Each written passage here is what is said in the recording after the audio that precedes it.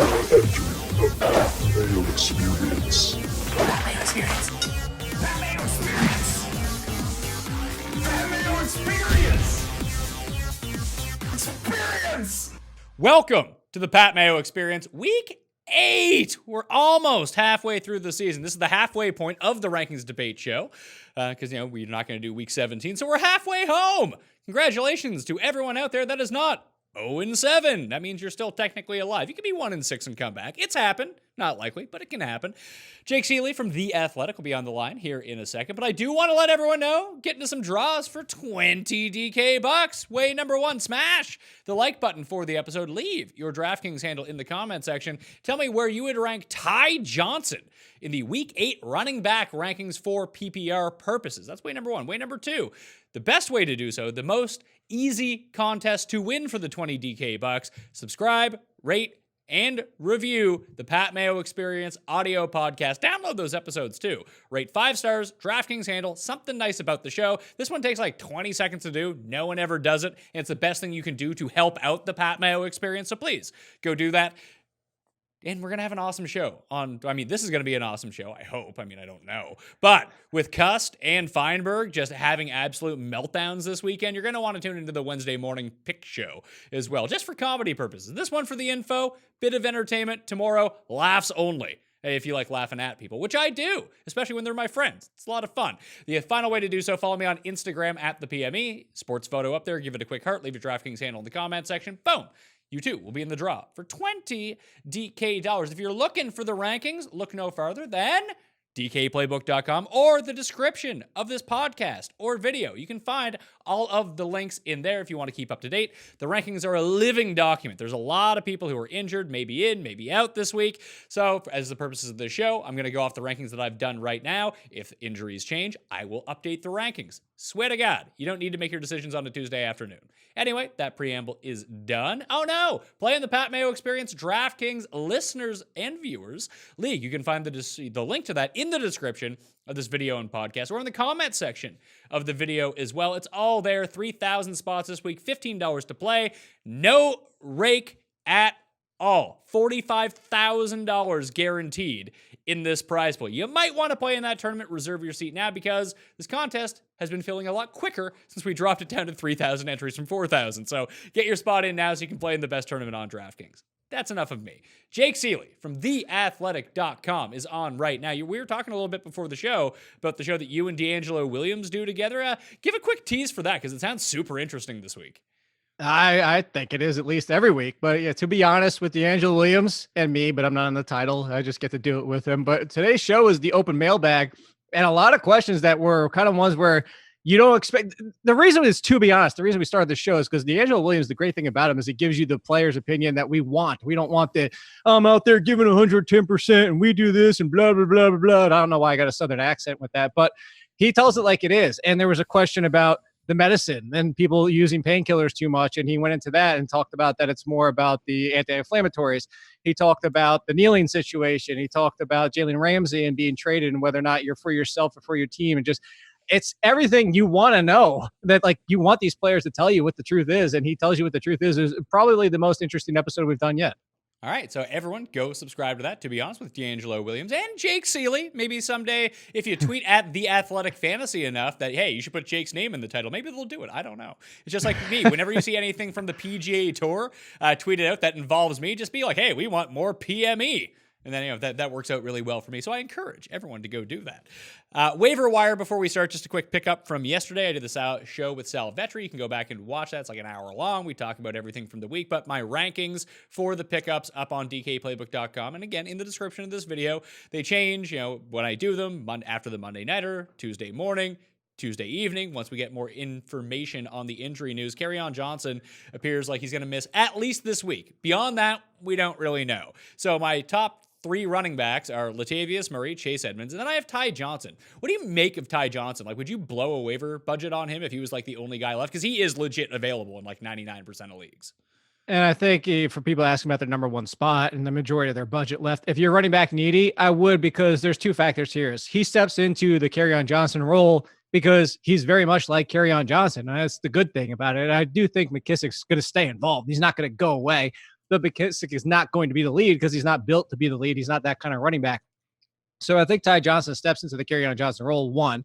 And then two, if you look at what's out there, as you said, at this point of the season, you're not going to find a lot of these type of situations unless Dalvin Cook goes down or, Leonard Fournette goes down. And the thing is Madison is owned in most leagues. Raekwon Armstead might be out there. But again, we're hoping for those guys. I don't want to say hoping for an injury, but the value is not going to be there unless they get injured. Like somebody asked me in my waiver column, would you drop Madison for Ty Johnson? Yes, because Kerryon Johnson could be out a month. And if that's the case, you have probably a mid RB2 going forward, where with Dalvin Cook, you're waiting for him to get hurt. You're going to regret it if he does get hurt, but you can't wait. I mean, Dalvin Cook plays 16 games. It's not even going to matter. Okay, so I guess here's my question. Kerryon Johnson hasn't been very good. So what makes us think that Ty Johnson's going to be any better?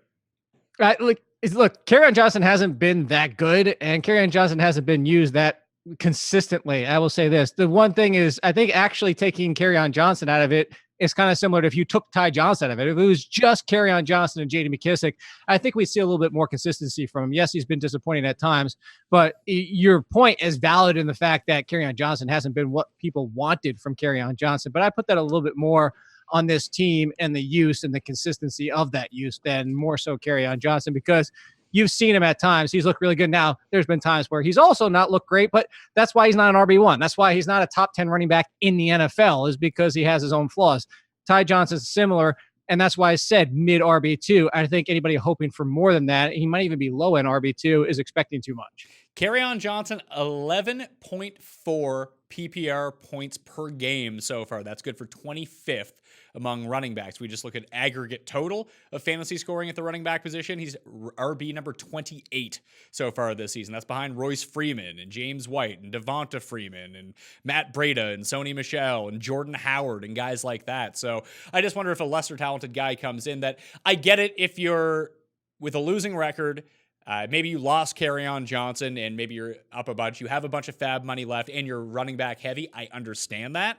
But if it's me and I have the luxury of not needing him, I'll put in like out of $100 budget, I'll throw in like an $8 bid and maybe everyone else forgets to bid on him. But this isn't a priority for me if I don't absolutely need a running back. Right.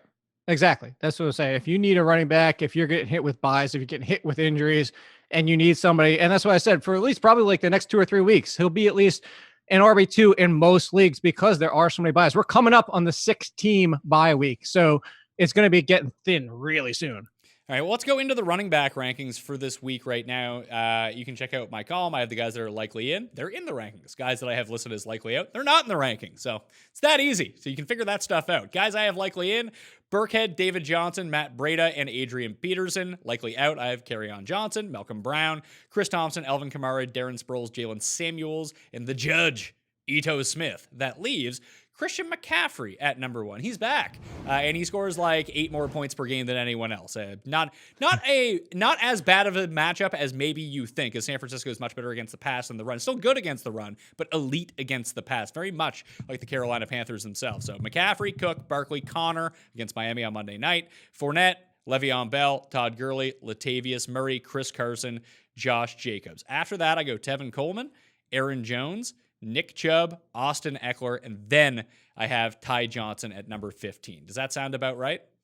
It does, because if you watched last week with Chase Edmonds, I did Chris Harris's waiver column or waiver podcast earlier today, and I agree with him. The one thing you said, if you watched that game, yes, Chase Edmonds had 3 touchdowns, and Chase Edmonds looked fine, but if you saw it too, it wasn't like Chase Edmonds was blowing away the field because he was that elusive or that fast. And I'm a Chase Edmonds fan, but the truth is watching it, he was good. He was a very talented running back in that game, but it wasn't like, we were not talking about Dalvin Cook skills, Saquon Barkley skills, or anything like that. So going against the Giants, this is one of those situations where Ty Johnson, this is a fair spot for him. I probably feel a little bit better, and this is, I know you're full point PPR, but for 2 guys, actually, one, you wouldn't like that much in full point PPR and Derrick Henry right behind him. But at least with these 2 guys, I know that Derrick Henry is getting the work that he's getting.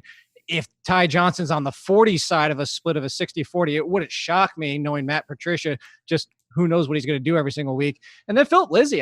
Philip Lindsay finally got a carry inside the 5-yard line. So he's been, most weeks, at least the top 15 PPR running back. So I'd still feel better about them, but it's close enough. Lindsey's been good. The Colts are a weaker end run defense, and Freeman finally got his first touchdown last Thursday against the Chiefs. But I think that there's enough of a split there that I'm banking on, at least for this week, Johnson out-snapping McKissick because of game flow purposes, that I would expect him to be on the field if the Lions are winning. They're projected to win this game against the Giants. And with Derrick Henry, the only reason he's as high as he is because of the touchdown equity that comes along with Derrick Henry. But also, he's the last guy that I know that is going to be on the field a ton and get a bunch of carries. But this is not the team that you want to be running the ball against at all. No, it's definitely not. But as you said, it's the touchdown equity, it's the snap share equity. And that's really what it comes down to for me. Again, I'm not going to say no, oh, you're crazy on Ty Johnson. It's just, even against Tampa Bay, I just feel better about that workload. And yes, the game script is there, but the Giants have been in games so far. They have 2 wins already. We probably didn't even expect them to have those at this point. The fact is if you look at the Giants, they could, Saquon Barkley's out there. They could, Daniel Jones could. I say could, because they could be up 10-0, 14-0 with the talent that they have and surprise people. And then at that point, it's a McKissick game. And I'm not saying I expect that. That is one scenario that potentially is out there. Do you have any issues with any of the guys that I have in inside the top 10? Is Nick Chubb too high? I just can't envision a scenario even against the Patriots where I bench Nick Chubb. No, actually, I would still put Nick Chubb over Aaron Jones and Tevin Coleman. Honestly, Nick Chubb is in the conversation for me with not quite Dalvin Cook production, but in the Dalvin Cook a few weeks ago where it's oh my God, Dalvin Cook's got a terrible matchup, but he still got in the end zone. That's where Nick Chubb is for me. Nick Chubb is, I don't care who he's facing, he's going to be in the top 10 every single week for me. I like Chubb, but I do, just like I said, you can see by the rankings, I like Aaron Jones and Tevin Coleman better. As I mentioned about McCaffrey in San Francisco, you can run on Carolina. Matt Breida's dealing with this eye injury. He got hit in the head last week as well. And if we're just talking about, unless Jeff Wilson comes in and steals everyone's touchdowns, Coleman has been getting the run inside the 20-yard line for the San Francisco 49ers. You made a joke, but with if Breida's out and it's Mostert and now Jeff Wilson's active, that's a legitimate thing to be concerned with. The one thing is, if that's the case, then all the volume, even between the 20s, is going to go to Coleman. Then I'm rolling the dice for touchdowns. At least in that situation, I know the volume is going to be there. Now I think that he gets 60% of the share plus red zone duty, and that's good enough for me against this defense with Tevin Coleman.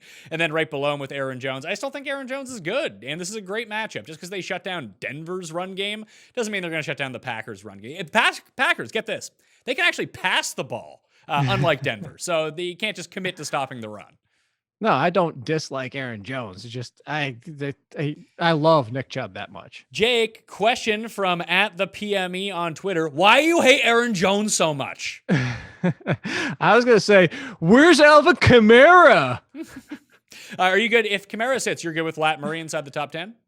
I think so. I would feel better about Chris Carson and Josh Jacobs, but those are 2 spots and it's super close. Okay, make your argument. I know you're going to have one for Latavius Murray, and I'm not going to complain that much. It's more of I love Chris Carson, you know that, but this is more of an Atlanta run defense, shockingly good, like Tampa Bay's.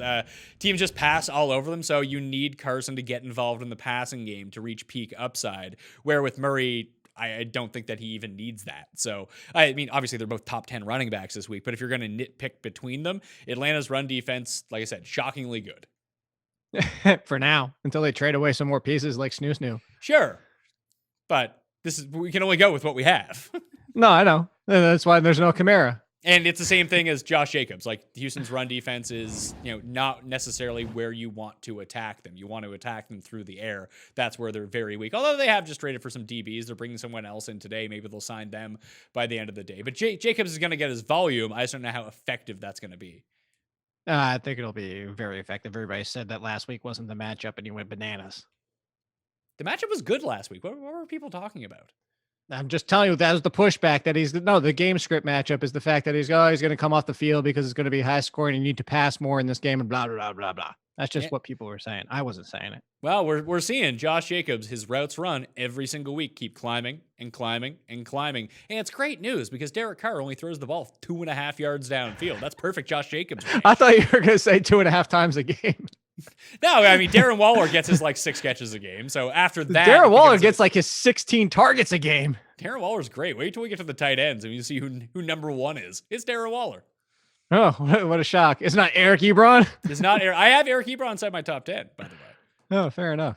But that's only in leagues where I've adjusted my rankings for leagues with have drops are actually +2 and outstanding catches are +20. That's Eric. I was shocked. I saw that go by in the red zone when he made that catch. I'm like, seriously, how does the dude make catches like that and then drop the ones that he drops? I don't get it. It's kind of crazy. I mean, Mark Andrews had a case of the Eric Ebrons last week, so it happens. Well, and he passed it on to. Go ahead. Sorry. He passed it on who? To Jerem Brown when he just bobbled it at the goal line? No, Droppinson. He's got TJ Droppinson now in Detroit. He left his hands for him. Oh, good. So Johnson is number 15. Derrick Henry is number 16. Lindsey, Michelle, White, Royce, Freeman. Then I go Marlon Mack, David Johnson, Chase Edmonds, Matt Breida, Jamal Williams, Devonta Freeman, Mark Walton, Joe Mixon, LaShawn McCoy. And Carlos Hyde. That's the top 30, followed by Frank Gore next. But I want to go back to this David Johnson, Chase Edmonds bit here. Do you think David Johnson plays this week? Because I assume he is. I would actually lean more towards no after the whole report of them bringing in Jay Ajayi and Spencer Ware for looks. I mean, that to me makes it sound like there was worse situation than they want to let on, and all this after talk about, oh, well, he was only out there if we needed him at worst case and blah, all that. Look, you don't go into a game with 2 running backs and nobody else unless you expect both of them to be fine. So I'm thinking, at least on the outside looking in, that David Johnson did aggravate something, did have his back act up or whatever the case may be. Yes, he did get back into the game, I think 2 or 3 more times after that first touch. So maybe it wasn't that bad. And if you saw his face, he was ticked off on the side. Maybe that's what it is. Maybe he's trying to play through it. And this team is now starting to pull back and saying, all right, let's chill out a little bit. But whatever the case may be, when you bring in Ajayi and Ware, that just kind of leans me to say, like, there's got to be something going on here. Now, of course, it's Tuesday. I was going to say that you can spin it the other way too. It being like, oh, they saw last week they legit only have 2 running backs. If something happens to one of them, they actually have no one else. That you need at least a 3rd running back for insurance, even if he's like, never plays a snap. Yeah, see, well, I mean, even if you look at it that way, it's, well, David Johnson, does he get his touches even if he is active? I mean, that's really kind of what we're looking here. I think it's going to be an annoying situation going forward unless we get clear practice reports.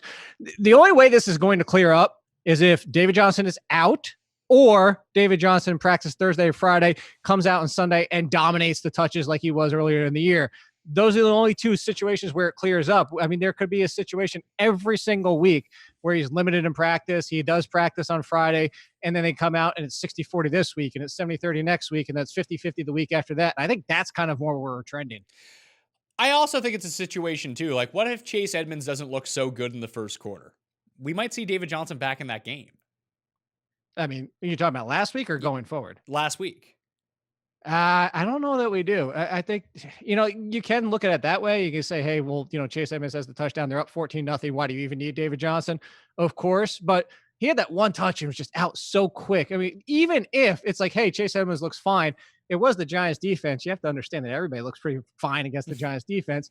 And it wasn't like David Johnson looked terrible. He had one touch and apparently like Nick, had something tweaked in his back or whatever. I think that's more what it is. I mean, we're all speculating here, but for what you have, if both of them are active, I think where you have it is what we have to deal with now. Is it's going to be a tough situation to decide. Yeah, unless David, like you mentioned, David Johnson practices Thursday, practices Friday in full, and he's good to go for this week. I will move him up if he starts practicing this week because I do think that it just reverts back to what it was if David Johnson's actually healthy. Although the Arizona Cardinals Twitter account is my new favorite Twitter account. I'm so why? Because they trolled all the fantasy. I'm so impressed by their troll game and how it triggered everyone. Oh, I lost $10 this week because of you guys. You guys are really rubbing it in my wounds. Like, it makes me so angry. Just the amount of people that bitch and moan and cry. Get the fuck over it.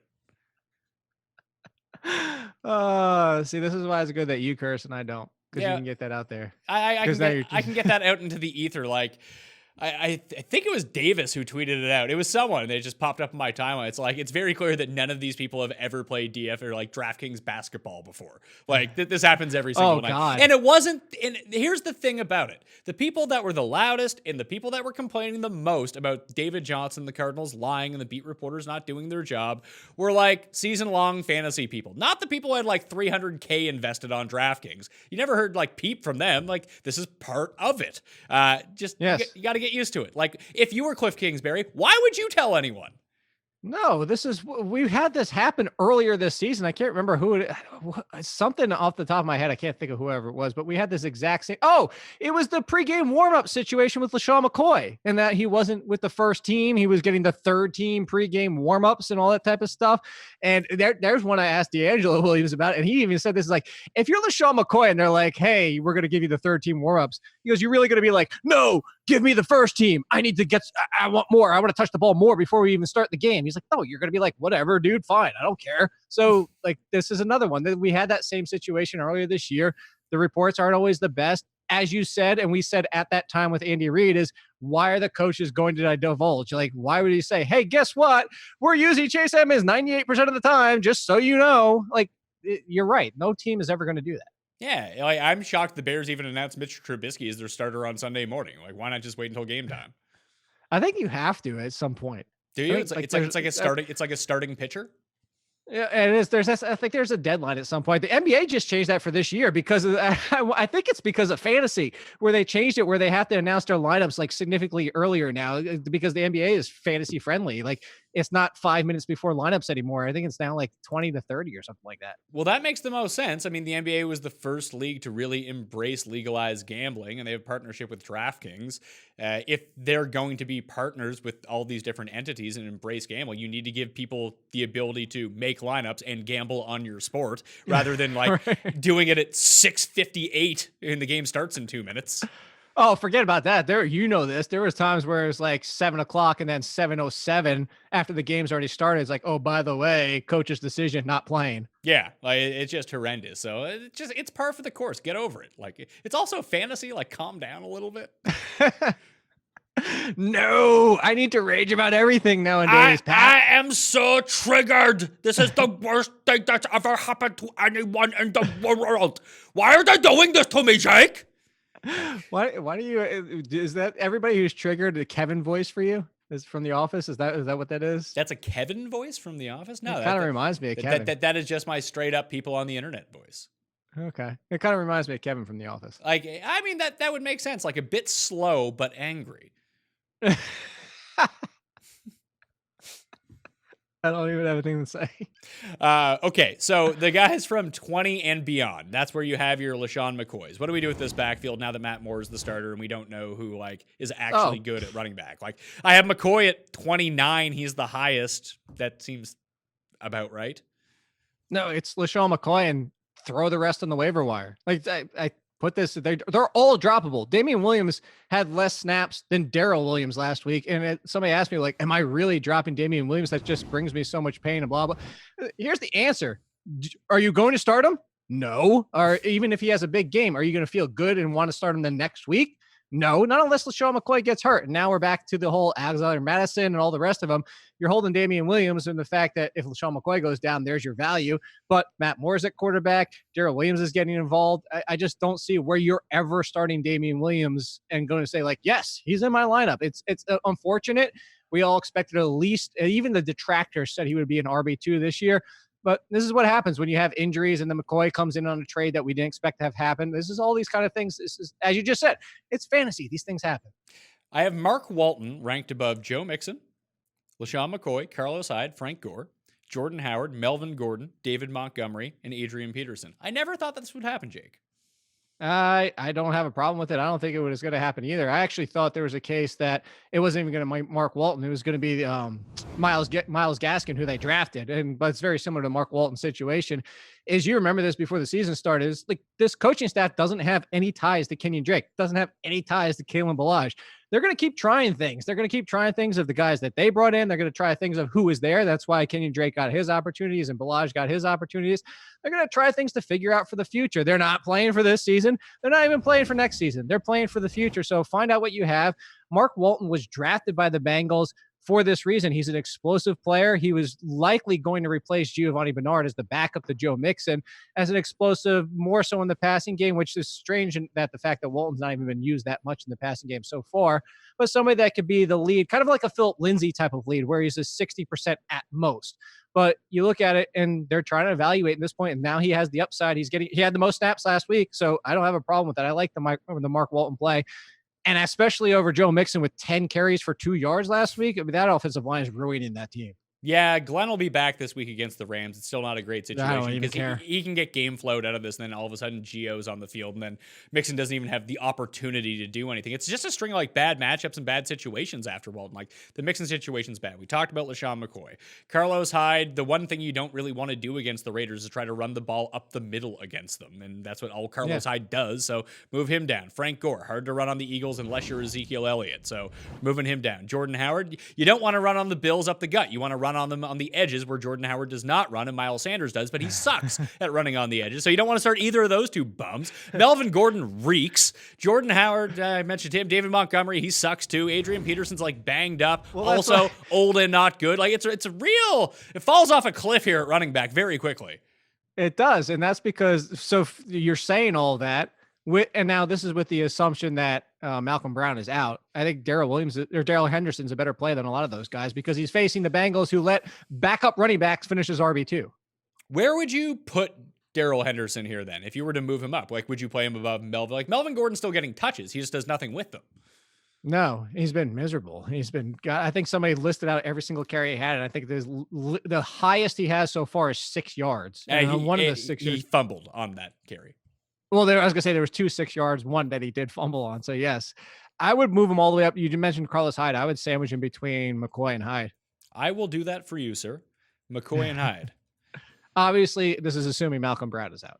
Yes. I have that in my rankings right now, him as likely out. So we'll see how that ends up going. You have other players like, you could start one like Ronald Jones or Peyton Barber. You don't want to. McKissick could be in play. I have Jones above Barber as well, but like not high on the list, obviously. Wendell Smallwood, if AP is actually banged up and they're down in this game. He is. What?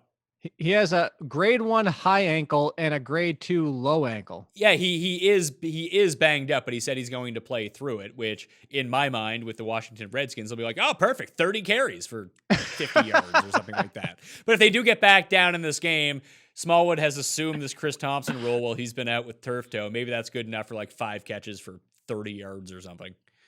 Where would you put Smallwood if you knew Adrian Peterson was out? Yeah. Right around like Melvin Gordon. Montgomery. Yeah. Yeah, there you go. Boom. Right behind Melvin Gordon. Yeah, there we go. We've been doing too many shows together. Yeah. Like he's not going up significantly, put it that way. Yeah, that's certainly fair. Yeah. Where do I have Adrian Peterson? I have Peterson. Yeah, worst I have place. Peterson in that range. No, he's not worst place. He's fine. Just if you need someone. No, here's the problem about Adrian Peterson and why I was already hesitant about forget the fact that they're facing the Vikings. You know this, the past 2 years when he gets 20 touches, the very next week, and he actually did okay last week. Yeah, and had as someone 20 touches. as someone who bet the under on his yardage and he got them all on like the first drive of the game, then did nothing the rest of the game. I was very upset, Jake. Yeah, I don't see him.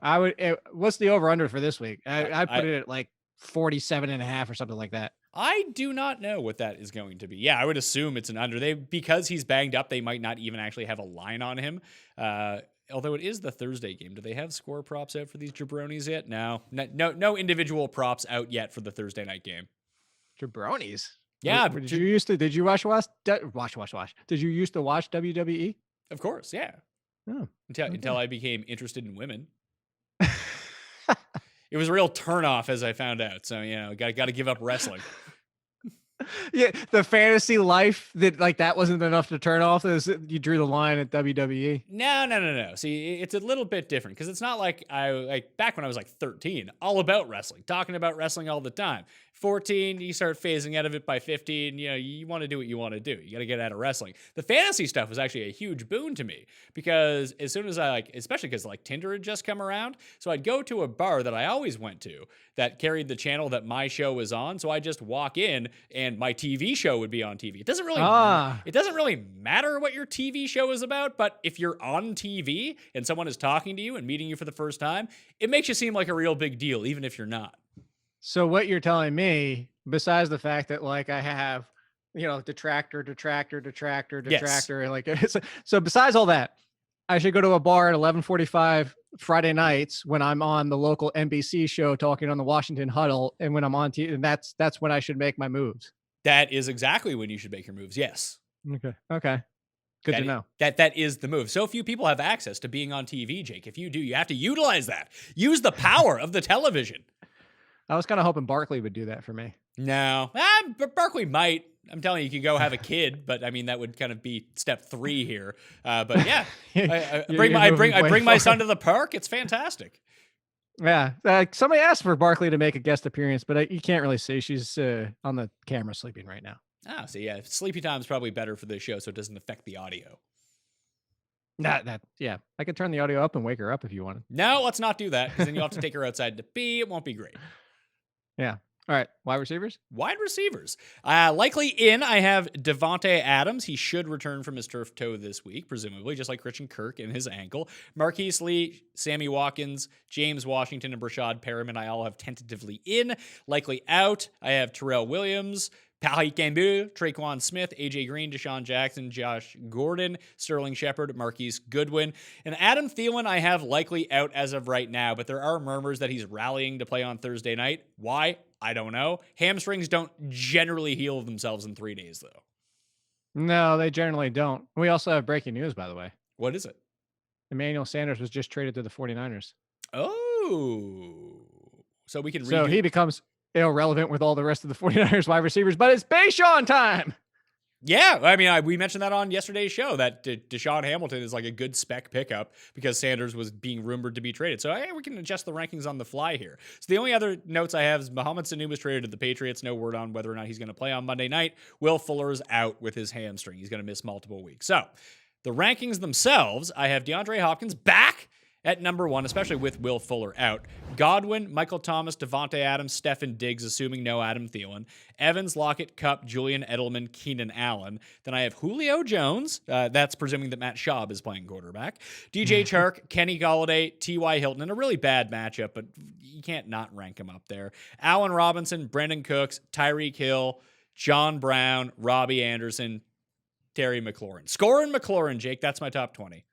Score McLaurin. I don't like, the only one I don't even like out of that group. There's only one person. That's Robbie Anderson. You can go get cussed. I love Robbie Anderson this week. I love the Jets offense this week. After everyone, it's the perfect spot. Honestly, just to bet the Jets, to use the Jets. And everyone knows I'm just an anti-Jets guy, but everyone just watched them get pummeled on Monday night. And this Jacksonville defense, it's not still great. Has Boye. But it still has Boye. That's fine. Boye hasn't been all that great. He's been better than most. I mean, you're telling me Sam Darnold's going to bounce back that much? If anything, all I'm saying is that with Robbie Anderson, it's one play, and it makes his week. And he's going to be able to do that against Jacksonville. He'll have the opportunity at least. Whoa, I don't disagree with that. But if you want to say one play, that's fine if he's wide receiver 3. I'm not putting him inside my top 20 to say that it's one play. Yeah, but if I think that play is going to hit, which I do, his one big hit is probably worth the top 20 play for the week. That's why he's in there. Nah, I would even play Dede on the other side of the ball before I played Robbie Anderson. No. Is that a bet you want to make? Robbie versus Dede this week? I hope you win because I have Dede on every team, but I actually think that Robbie Anderson has the superior week. All right, that's fine. We can do that. I forget how many bets we've even done. Standard bet. I usually text them to myself after, like half the time that I remember. And we've done like 2 or 3. What happened with them? I don't even know the results at this point. You're looking really good on your Mark Ingram scoring more points than Justice Hill. You're also looking better with your Mark Andrews to be a top 10. Ravens. I was way off on the Ravens this year. Ravens are so much fun. The Ravens are a ton of fun, as it turns out. So after that, actually, even looking at it right now, like, would you play T.Y. or would you play Allen Robinson? Allen Robinson, like, it was so, for a while there was like, hey, we're right. It's Allen Robinson. It's a terrible matchup. Nothing's going to matter. But when you get 16 targets in that game, even if half of them are off target, the other half are going to be on target, even if Trubisky looks like that. If he's going to get hit that much every single week with targets, I lean Allen Robinson slightly, but it's not, I don't feel good about it. That's the problem. Well, Chris Harris is already talking about not being traded and locking down and shadowing T.Y. this week, so that's not great. It's not like I'm not saying to bench T.Y., but as an overall like upside option, I don't love it. It's a lot like Allen Robinson last week. Yeah, it certainly is. But Chris Harris, man, that's is he serious? Is he really going to shadow T.Y. Hilton? Here's the thing with I gotta think T.Y. Hilton gets away from him at least a few plays, and then similar to Robbie Anderson, but it's T.Y. Hilton. And go back to the quarterback. Jacoby Brissett's playing like Russell Wilson efficiency level. Like the touchdowns for how much he's throwing has been very good, including the completion percentage. So I would still lean T.Y. Hilton because I don't think Chris Harris is going to be on him 100% of the snaps. But yeah, I definitely, it's a concern if you hear Chris Harris say that. So 21st in the rankings, I got Juju. We expect Mason Rudolph back this week, right? We do. I don't know if that's a good thing or a bad thing. I don't know either. I have it ranked as if Mason Rudolph is playing quarterback for the Steelers. I mean, the thing is Mason Rudolph's safer. And on the flip side, at least Hodges was taking chances. I guess so, but they're playing the Dolphins. I feel like Juju can come through here. Yeah, you would think. If he can't this week, oh, God, sorry. So Juju, number 21. I actually have Kenny Stills at number 22. It's a great matchup up against Oakland. And it's a situation where no Will Fuller. They're going to be taking shots downfield. I like it a lot. Yeah, I think that the biggest thing with Kenny Stills is he's very much like Will Fuller, a little bit of a better all-around wide receiver. And Kiki QT is, you remember I said this a few weeks ago, QT when Stills was out, makes this offense better balanced, more balanced. And that's why Will Fuller hit down that game and really had a better opportunity downfield because you bring some of that coverage down to, over the middle of the field, the short routes. QT is still going to be out there because Kenny Stills is just replacing Will Fuller. So I like it too. Kenny Stills might be just a spit high for me, but I'm not going to complain about it that much against Oakland. Kenny Stills, we know what the floor is. I mean, he could come out of this game with 2 catches for 17 yards. And with like 3 hamstring injuries, because that's right up. That's his MO. This is a great the first quarter. Yeah. So Stills, Fitzgerald, Sutton, Moore, Odell, Crowder, Sanders, D.D. Westbrook, Robert Woods. What do we do with Sanders? Here's one to flip back at you. Hold Okay. on. I'm gonna turn one back at you. Flip At what point to me. I'm ready. Let's go. at what point do we stop ranking Larry Fitzgerald so high?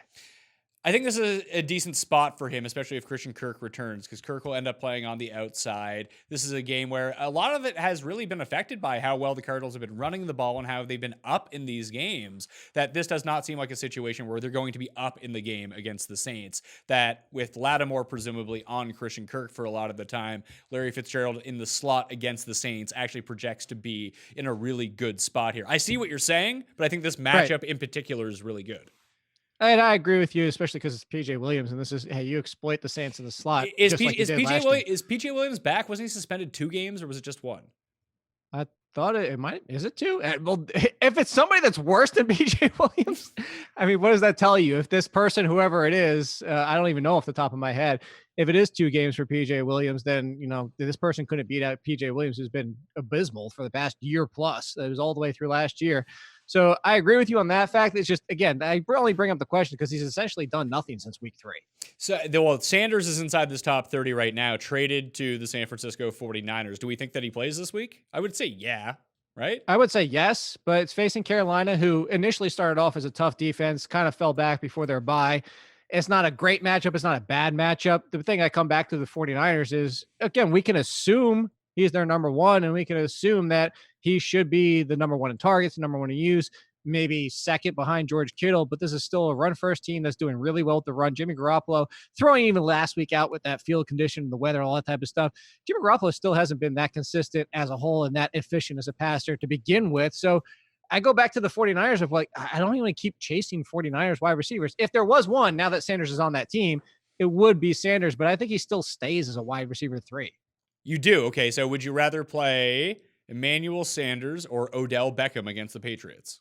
Oh, Odell Beckham. Okay, Odell Beckham. I don't care who he's facing. I'm going to take him every time. Would you play Sanders against Carolina, or would you play Tyler Boyd against the Rams? Oh, I'd play Sanders. Tyler Boyd, the numbers we knew going to the season have bore true. He's better when AJ Green's on the field. When he's asked to be the number 1, forget about it. I guess he did get like 14 targets last week. And that was like the first time. And he still didn't do a ton with them. Alex Harrison had a better game than he did. He did. So Boyd. And so did Auden Tate still have a better game than he did too? I believe he did, yes. Would you play Robert Woods or would you play Emmanuel Sanders?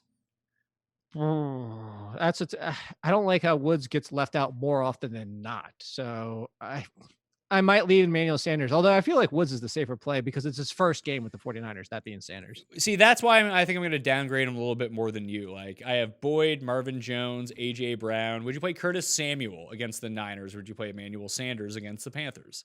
I think I would go Sanders. Yeah, I think that's where I'm going to. You know what? I like Metcalf, too. I'm going to put him after DK Metcalf. I'm going to be a bit more bearish on Emmanuel Sanders in his first start. Well, I would like DK Metcalf more so than a few names you mentioned. So Oh, really? that's fine by me. Yeah. I really like AJ Brown this week a lot. I'd like AJ Brown. I love AJ Brown for the fact that he finally surpassed Adam Humphries in snap count last week. So I mean, they should. we're excited for Ryan Tannehill. This is so ridiculous. It is. I'm excited for anyone who's not perceived as the wide receiver one this week for the Titans. Just like maybe they can like work some coverage on Tampa to take out Corey Davis, but just realistically, I don't even think they could do that. Yeah, just play receivers against Tampa Bay. That's going to work out well. And I think he is their best receiver. He's their best physical presence.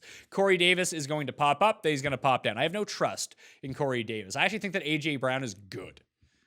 Yeah, I think AJ Brown. That AJ Brown was in the top tier. I had 4 wide receivers inside the top tier, and there's a case to be made, and still to be made, that he was the best of the 4. So I love AJ Brown. I have a bet with the guy who covers the Titans at The Athletic that he was going to have a better season fantasy wise than Adam Humphries. Yeah, but Adam Humphries has a revenge game. Adam Humphries can say that about a couple teams. I don't care. No, he can't. He can only say it about one team. He's only been on the Bucs, hasn't he? And the Titans now. No, I thought this is his 3rd team. Is it? Was he on like he seems like someone who was just randomly on the Lions at one point. If I he had was not on the Lions. I could be misremembering. Is this not Adam Humphries' 3rd team? I thought it was his 1st team. Now I gotta like Wikipedia him. That's not great. Now he's only ever played for the Bucs and Titans. Wow. All right. Well, there you go. Misremembering. So ultimate revenge. He's not Ryan Fitzpatrick. Put it that way. Ultimate revenge. Yeah, I don't really care about that. All 3 of them get hit. It's the Buccaneers defense. Deshaun Hamilton, your guy from the preseason. Whatever. Are we moving him up to like I have him down like the 70s right now, but I'll move him up. Like, would you play Hamilton or Cole Beasley against the Eagles? I would play. Ooh, I love it. I'd still go Deshaun Hamilton. Would you play banged up Christian Kirk, possibly shadowed by Marcus Lattimore, or Deshaun Hamilton? Only because Lattimore would be facing Kirk, then I would go Hamilton. And you just took 2 of my favorite receivers in Christian Kirk and Deshaun Hamilton. So it comes down to matchup for that one. Would you play BC Johnson or would you play Deshaun Hamilton? Oh, I play Deshaun Hamilton. That's not even a question. Right, I actually think that I think Irv Smith could benefit more than old BC Johnson in that game. Can we just like call him Big Irv? Like Irv is. I thought you did. I mean, I have been, but can we get that going? It just, if your name is Irv, you should just really have big in front of it. You should. Do you know any little Irvs? No one does. No. There you go. Deshaun Hamilton. You got the jersey and everything. Wow. All right. Well, because he won me my league when I refused to use a kicker the entire season. No, that's pretty good. So I'm going to put him in between Cole Beasley and Christian Kirk. Sleeper guys that I like this week. I like both Devontae Parker and Preston Williams moving forward. I do not like them this week against Pittsburgh.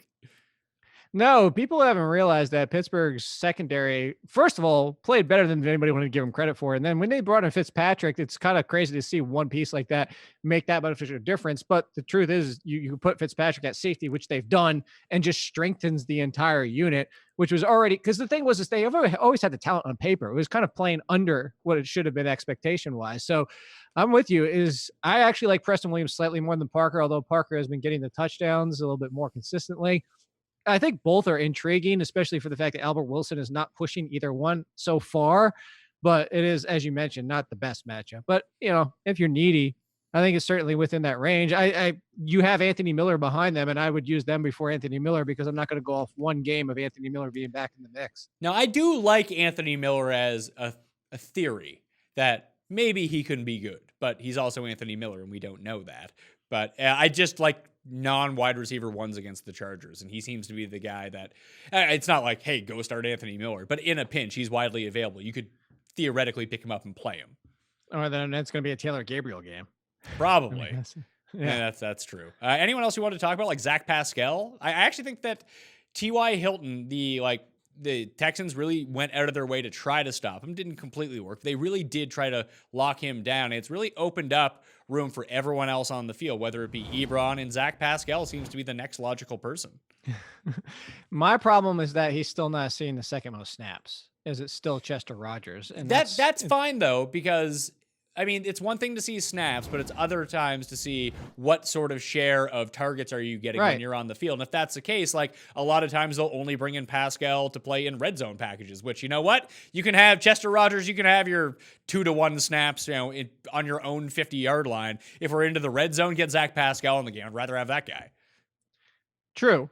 And I'm not disagreeing with that. And if you told me Rodgers versus Pascal, I'm going to take Pascal every single time. It's just, again, when you're only talking 40 snaps right around there, it's just tough to get too excited. But I mean, you have him in a range of guys of you kind of like throwing the dice out there as you mentioned it, sleepers. I don't get too excited.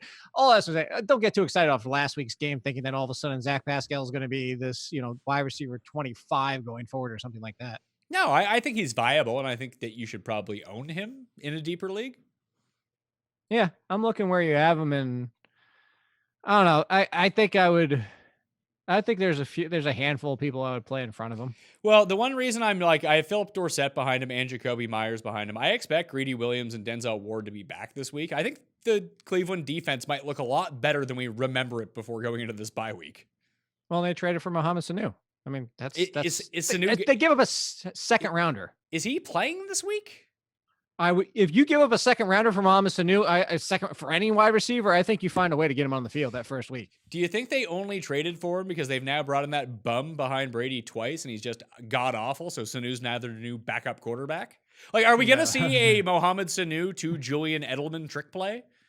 I would think so. I mean, we might even see the opposite. You might even see Edelman to Sanu. Yeah, like in either direction, this could definitely work out. So I'm going to put Mohamed Sanu back into the rankings then. Like, what do you think that his role is going to be on the Patriots right now? If we think that Josh Gordon's going to miss another week, does that mean you have Edelman and Sanu in the slot? No, you have Dorsett outside, Edelman outside-ish / slot, and then Sanu is the slot. Sanu steps into the Jacoby Myers role. That's where he steps into. This is why Jacoby Myers now becomes almost irrelevant. So where would you rank Mohamed Sanu this week against the Browns then? Like, would you rather play Corey Davis or Mohamed Sanu? Oh, I'd play Corey Davis. Would you rather play Dante Pettis or Mohamed Sanu? Sanu, all offenses. Okay, so on the other side of the ball, would you rather play Jarvis Landry or Mohamed Sanu? I play Landry because at least it's a bad matchup, but at least on the other side I know he's the number 2. All right, so that's where he's going to go into the rankings between those guys. All right. I would play Auden Tate over both of them, though. Yeah, I just don't know what the upside is for Auden Tate. He's the number 1. Are you sure it's not Alex Erickson? After one game, Alex Erickson's done this before, just like Taylor Gabriel. This is their either one game to get excited about. Like Jake Kumaro. We're not all of a sudden like Jake Kumaro's not all of a sudden the number 1 for the Packers. Yeah, Devontae Adams is going to be back this week, right? I would think so. It sounds like it. And if so, I don't even want any of the other ones because I'm not trying to figure out if it's Valdez-Scantling week or Allison week or Kumaro week or Lazard week. I don't care. It's going to be one of them. Good luck guessing which, just like the Chiefs after Tyreek Hill. Yeah, just like the Chiefs after Tyreek Hill, the Cardinals after Kirk, and I mean, just basically after Kirk at this point. Although, do you think that when we talked about the Larry Fitzgerald thing, do you think that he just benefits more when Christian Kirk is playing? I think so. I think you need somebody that kind of draws the attention away and doesn't ask him to step outside and just leaves it. Although even when Kirk's been out, he's been close to 90% in the slot. I think it's just the attention. You just have somebody else out there that's worthy of drawing double coverage at times. Right now you can pretty much double cover Larry Fitzgerald and not worry about Keyshawn Johnson or Andy Isabella or whoever else they want to even Demir Bird or none of those guys involved having more. You don't even have to roll a safety over those guys most of the time. Yeah, it is the extra attention, I think, just alleviating some of that pressure. Then they got into a weird game flow last week where they were just able to run every single play and they never had to throw. So that's going to hurt you if you're a wide receiver and you're just not getting targeted because there are no pass attempts. The last thing I did want to talk about, because I think we just kind of glossed over. Let's say Adam Thielen does play on Thursday night. What does that do to him? What does that do to Diggs? For him, I wouldn't put him more than a wide receiver 3, knowing he has the upside of a wide receiver 1, but that it could be a full decoy. This is a short week. Or hurt himself again. Yeah, obviously the floor is coming out of this game with a 0. This is you know what? It's a David Johnson situation. This is David. He could be out there for 3 plays, could hurt himself again, could be a complete decoy. And that's why I say wide receiver 3, because he's in the start territory because the upside is still a number 1, especially in this matchup, especially with how good Adam Thielen is. Diggs, I don't really move either way because I think Diggs is going to be involved enough whether Thielen is out there in 80% or Thielen's not out there at all. So I think the biggest factor is does Olabisi Johnson is a deep league streaming waiver wire flyer type situation right now? Yes. If Thielen plays, obviously not. And the same for Irv Smith. Big Irv. Big Irv. Yeah, Big Irv is the guy. Way better than Kyle Rudolph at this point. If people hadn't realized that of yet, that Big Irv is. With Adam Thielen, I think it works. I'd probably rank him even a bit lower, probably like a fringy, probably like a flex play wide receiver 4. I get the upside comes along with it, but you have decoy, you have potential re-aggravation for injury, or Minnesota just gets up by a bunch. They're like, you know what, Adam Thielen, you probably don't need to play anymore. Go rest up. Which I would kind of think that was the thought period. Like with this matchup, just why even waste your time with him this week? I was like, you can win this game without Stephon Diggs and Adam Thielen. Like you don't need them. Yeah, if you can't win this game without Adam Thielen, you might not be any good. You might not. I love the hashtag. You might not. Would you play Emmanuel Sanders or Adam Thielen? Probably Thielen. Really? Yeah. I would go Sanders. Yeah, I don't know. First team, new playbook, whatever. Like, I don't know how that's going to shake out. And a team that barely throws to begin with. Would you play Marv? Or would you play Adam Thielen? I play Marv. Okay. I'm not buying into last week, obviously, 4 touchdowns, but like, I think he's good enough. Did you see his game log going into that? He had one good game before that. So look, sell high. But you told me to bench Marvin Jones that last week. You're stupid, Jake. I guess last week was that, we have that week every single year. Last week was the week where, the 3 or 4 of the biggest guys were on basically 0 starting lineups. Yeah. And if you started a good tight end, unless his name was Darren Waller, hardly knew her, you had a bad week. You did. Evan Ingram came up nothing. Credit to Joe Holka. Joe Holka, I said, he has a good point. I didn't 100% agree because I still thought that Evan Ingram was going to be a top 10 tight end. But he said, if you're looking at this situation against the Cardinals, that Golden Tate was going to kill Evan Ingram's value last week. He called it. Yeah, and Rhett Ellison stole the touchdown. Yeah, Rhett Ellison. There's his one freaking vulture touchdown. Quarterbacks for the week. Tricky week at quarterbacks. I have Mason Rudolph and Drew Brees out, Matt Ryan out, Patrick Mahomes out, Cam Newton out. Obviously, the Matt Ryan thing can change. That's probably the only one where that's going to happen. I have Russell Wilson at number 1. Deshaun Watson at number 2, Aaron Rodgers, Kirk Cousins, Josh Allen, Jared Goff, Kyler Murray, Jameis Winston, Matt Stafford, Derek Carr. That's my top 10. And I don't feel great about this. Well, because you have Derek Carr on your side, your top 10. Man, just play quarterbacks against Houston. That's like a thing that works. Look, that's fine, but I don't even care against Denver. I'm playing Jacoby Brissett over Derek Carr before I go that far. All right, so I have Tannehill, Darnold, Brissett, Bridgewater, Minshew, Garoppolo, Brady, Daniel Jones, Mason Rudolph, Mitch Trubisky. And then it gets like real bad. Like if you want to go to the rest of the guys like Kyle Allen and Matt Moore, Rivers against Chicago. Rivers against Chicago could be fine. Just I have no trust there.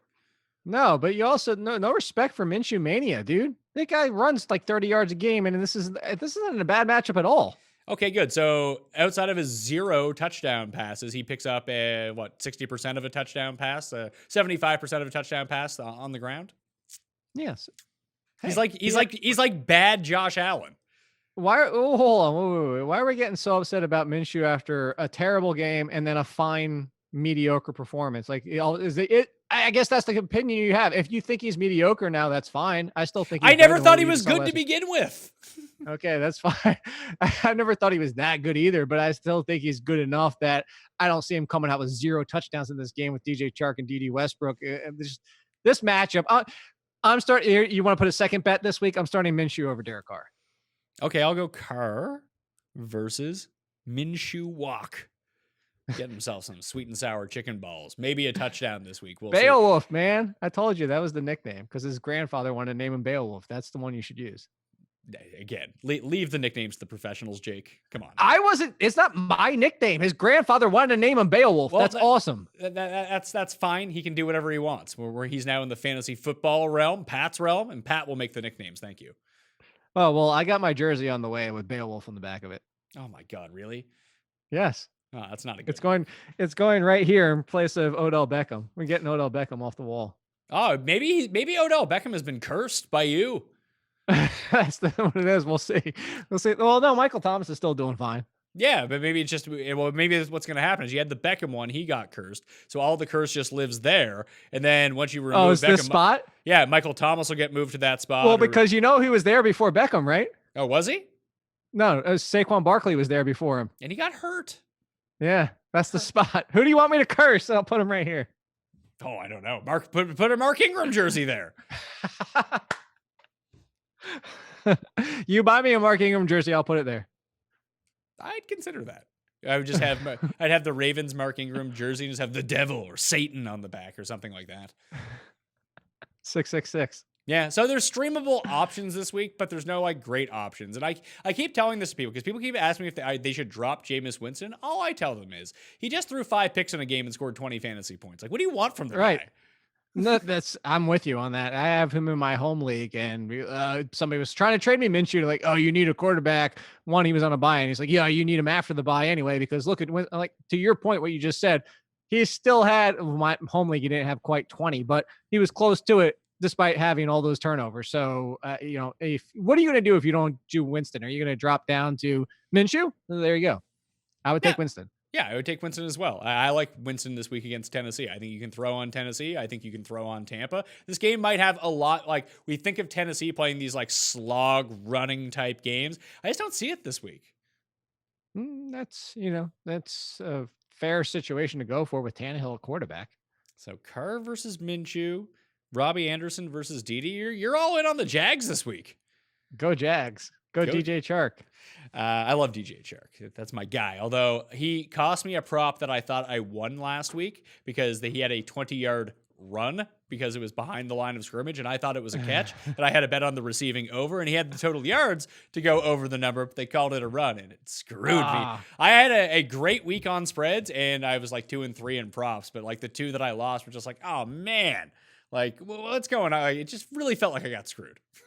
That does kind of suck. Hey, question for you. If props in Vegas, if it hits the number on the nose, is there a push or do you lose? Do you have to win it? On a prop? So I have never seen a prop that's not a 0.5. So, okay. Well, then somebody was lying to me because somebody's texted me last week and they're like, should I take Tyreek Hill over under 74? They didn't put the 0.5. And Tyreek Hill actually had 74 in the nose last week. If that's the case, then it's a push. You get your money back. I was just kind of curious. Actually, maybe you do. I mean, maybe you don't. I don't know if it was like Survivor, like a tie you lose, like you have to win. No, generally how this works, because this happens in golf betting all the time, they'll give 2 different sets of wagers with 2 different sets of odds, that one of them will include a tie, and if it includes the tie, if it lands on that number, you lose, but if it doesn't include the tie, it's a push, you get your money back. But it's like soccer. I would bet that it's different at every single book, though. Yeah, of course. All right. Yeah. All right, let's go to tight ends. I already kind of teased him up here, but I have Herndon is in. Maybe this is the week. Jared Cook is out. Matt Lacoste is out. Izzo is out. Vernon Davis and Jeff Swaim. Got to be Swaim. Have him as out as well. Darren Waller, number 1. Guy's a beast. Just great every single week. Kittle, Hooper, Ingram, Kelsey, Henry, Everett, Herndon, Ebron, Ertz. That's my top 10. Yeah, can't really disagree with most of that. I'd still, the Ertz is starting to get back into the mix, which is what we've been waiting for. I feel better about him than Everett and Herndon, but I mean, that's nitpicky. Yeah, I mean, the target share and the market share of targets from Jared Goff to Gerald Everett is like astonishing the past 3 weeks. I'm kind of stunned. I don't know if that holds up against Cincinnati going forward. Well, it didn't 2 weeks ago. It didn't, no, but the week before and last week it did. So I mean, it's tight end. You're rolling the dice anyway. 2 or 3 weeks from a tight end that's good is like the best. Right, but I'm still going to take what we know on the floor of Ertz. Is all I'm saying. I'd rather play Everett against the Bengals than play Ertz against the Bills. All right, another bet. We go 3. Yeah, this way we can't tie. Ertz, yeah, ties a push. Yeah. Ertz versus Everett. All right. Yeah, I'm in. God, book that one. Next one, or Darren Fells, I have at 11. Olsen. Delaney Walker looks like he's going to end up playing. If he doesn't, I mean, there's no real one I'm interested in. Now, Rhett Ellison scored to extend the streak of tight ends scoring against the Cardinals. So this would be Jared Cook chalk week for everyone. But I don't know. Are people going to play Josh Hill or potentially Dan Arnold? Oh, they'll play Josh Hill because Josh Hill just had a big game too. So, This is what we said. I wish Jared Cook was healthy. What did we say a few weeks ago? Is that the fact that this is why Jared Cook's the worst? He's going to go out there against Arizona and do nothing. And it was going to happen too. Any love for anyone else down on this list? Yeah. I'm serious about Big Irv if there's no Adam Thielen, because again, I'm going to go back to the fact that a lot of 12, a lot of 2 tight ends, and it wasn't 2 tight ends in the line. It was Irv Smith basically running kind of like the Evan Ingram, where it's the slot big tight end that's kind of in line and the slot, kind of that area right there. I think that Irv Smith, if there's no Adam Thielen, I would go as far. I'm playing him over Trey Burton. I'm playing over Dallas Goedert as the second behind and going against the Bills. I would put Irv Smith all the way up right behind Jimmy Graham, behind Dawson, or in between him and Dawson Knox. Yeah, I mean, I have more faith in Dawson Knox, but I will put Big Irv right behind him in the rankings. How about that? Yeah. Are you buying into the OJ Howard, we're not trading him, we need to get him more involved BS? I mean, by the time we get out the air, he'll probably be traded. What would you do if he ended up on the Patriots? Top 5 tight end? I mean, it would have to be, right? Although they'd probably use him to block. No, because they did that with Gronkowski. He was actually the OJ Howard before AJ Howard. He's such a good blocker, and people don't realize that he's such a good blocker. The Buccaneers do realize how good of a blocker is, and that's why OJ Howard never runs routes anymore. This is true. Okay, so we got defenses for the week. Guess who is number 1? If you had to throw a dart out there, the Jets. No, it's gonna be the Patriots at number 1. I hear their defense. What a is shock! Pittsburgh number 2. Then I got the Vikings, Rams, Saints, Niners, Bills, Lions, Seahawks, and Jaguars. Then the Bears, Colts, Titans, Tampa, Eagles, Green Bay, and the Chargers. It's a lot of the streaming defenses I have are very similar to right around where you have them. So yeah, I always like your defensive rankings. I was expecting Pittsburgh to be high. I'm glad that they're inside the top 5. And to do your voice, I love it when I do my waivers column, under 60% owned. You wouldn't play the 49ers defense over blah, blah, blah. They're not 60% or under. Yeah, but how could people know that, Jake? Not skip past the very top. I actually had somebody last week when I said, you know, that thing at the top where it says 60%, and they came back and they said, oh, well, stupid me, I didn't read the top. They admitted to it. Somebody actually admitted to just saying, you know what? I didn't read it. Maybe they just can't read. Maybe that's the problem. No, they can. They just scroll. You know this. They just scroll down. You've made them accustomed to just doing it because you don't write anything until you get to the bottom of your rankings. It's just go straight to the rankings and ignore all the stuff in front of it. No, don't ignore the show. People need to watch us. Well, I mean, your show is there. I mean, I guarantee the people that actually read like the experience, the cuss corner and all that, they watch your video, scroll down and don't even like read half that stuff. Yeah. Well, I mean, I don't write anything up there anymore. I gave up on that dream a while ago. That's what I need to go to. Yeah, there we are. Imagine using my rankings. Good God, that'd be horrible. Just defenses. That's all you really want to do. I do think that Seattle's in line, especially if Schaub starts. Well, that could be 2 pick sixes. That in the first half. Oh, because some people, I heard some people had rumblings like, oh, Matt Ryan got all this garbage time. He scored so many fantasy points. Maybe you want to play Matt Schaub in that spot instead. No, that's when Matt Schaub throws even more pick sixes. If anybody starts Matt Schaub, good God, bless your heart. Would you start Matt Schaub against the Seahawks or Baker against the Patriots? Baker. Yeah, I would too, but not by much. Not by a whole lot, but yeah, Baker. All right. He's going to wake up out of that bye dangerous. I hope so. This is actually a great week too. I don't know if it's going to work, but it's a great week for the Pat theory of zigzag on the Browns. Whenever people are in on them, bet against them. And then when everyone declares they have no chance of winning, bet on them. Nice. Yeah, DK. Stack them. I don't know if I do that. It's a showdown slate too for the is it Monday night? It's not Sunday night, right? Sunday night. Yeah, Browns primetime. Always No, they're the 4:00 game. Oh. No, I'll probably just I'll just stack Tampa and be on my way. I'll stack Tampa and the Browns. Lots of Brown on your team. Just play Odell. Odell 5,000 yards in this game somehow. I thought you were going to say it's 5,000. I'm like, did somebody fall asleep and accidentally hit the wrong key? No, but like if you priced Odell at 5,000 this week on DraftKings, I don't know how popular you'd be. I think he'd be a chalk play at that point. People don't want to start anyone against this Patriots defense for pretty Stephon good cause. Gilmore. It's just the defense. It's not even just Gilmore. It's that everyone seems to be good on it, and that's a real problem. It's true, but I don't see that. That's where people overthink it. Like last week with the not Chase, I mean, the Latavius Murray situation. Just put him in your lineup. Free square. Well, I mean, Hicks was out too, so it's not like the Bears' run defense. We saw this the week before with Josh Jacobs. Like, you can run on the Bears. That's fine. Right. At some point, the values like Wayne Gallman with the first game he came in. It wasn't even that spectacular running or receiving, but guess what? He did over 100 total yards and scored. Yeah, Wayne Gallman, seriously, one of the best handcuffs still out there as well. Yeah. Him, Tony Pollard, we mentioned before, Madison, Armstead. I broke that down in my waiver column just for everybody out there. Is the point of I separated the handcuffs. The handcuffs are the ones who come in and probably have about 70% of the workload, and then the other ones that have a split backfield. Have you looked at the like playoff schedules or easy schedules for the rest of the season yet?